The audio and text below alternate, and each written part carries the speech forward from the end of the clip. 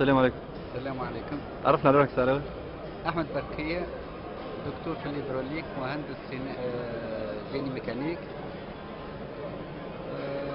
خممنا في تصنيع السيارة للتوانسة، سيارة بركية.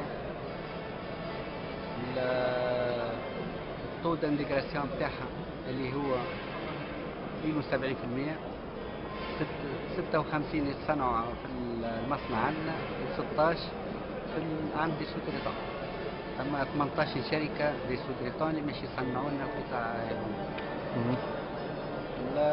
بداية المشروع، بداية الفكرة نتاع المشروع من وقتاش؟ بداية الفكر من 2004. كان كاروسري للإكسبور، مع الظلم نتاع العهد البيت ثم تجاوزات عملوها وثم مضايقات. دونك احنا بالشيء هذاك زادت العزيمة، كان كاروسري ولات اون فواتور كومبليت. دونك زدنا في هكا العوام من 2004 لل 2009 زدنا المحرك، ولينا مش نصنعوا المحرك اللي هو اصله جنرال موتورز.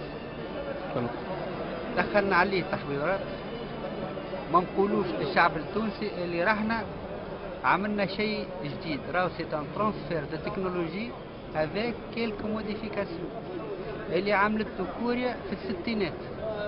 ورا كوريا اليوم واش عندها؟ احنا نبداو معاونين على الشباب قاعد ونداء لكل تونسي موجود في الخارج قاعد في شركات تصنيع سيارات.